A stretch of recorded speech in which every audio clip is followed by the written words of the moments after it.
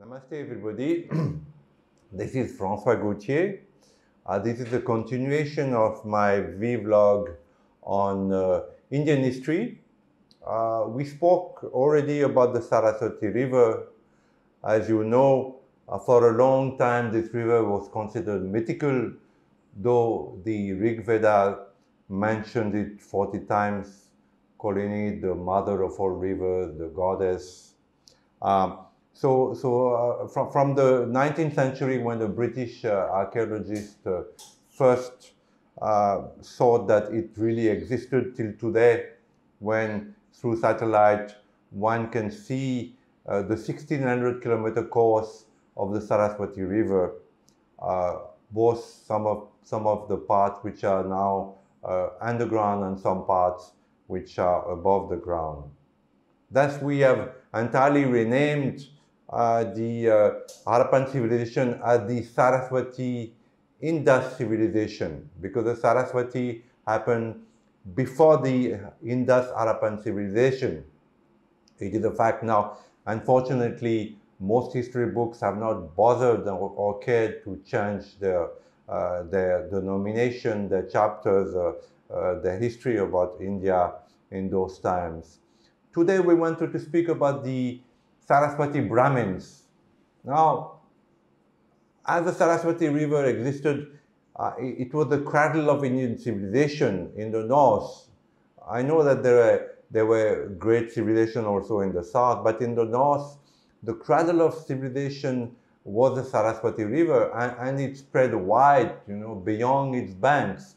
It is believed that some of the Brahmins from Kashmir originated from Saraswati River. In fact, many of them call themselves Saraswati Brahmins.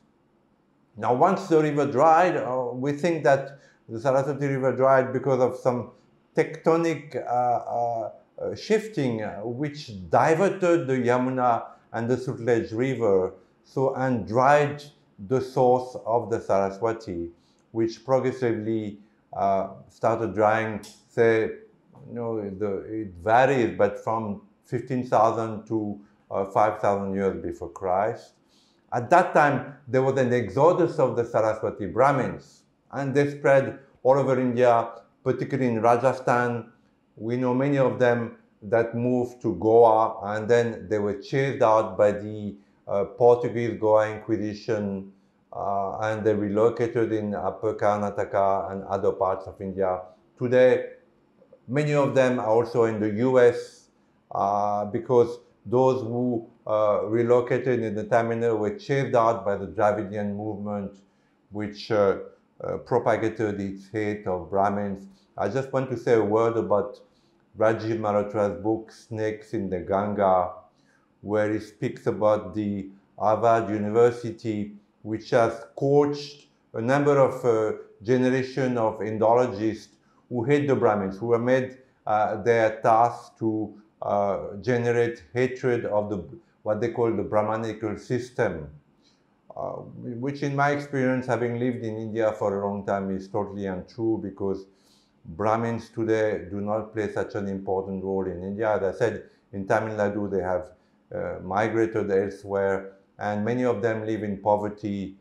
Some of them are temple priests, where they have salaries, which are very, very small and not enough to feed their family. So this hoax about, the Brahminical system still ruling India is absolutely true. And one of the reasons is that the drying of the Saraswati River, made the Saraswati Brahmin scatter not only all over India, but later all over the world. So today I wanted to honor the Saraswati Brahmins and say that yes, the Saraswati River existed.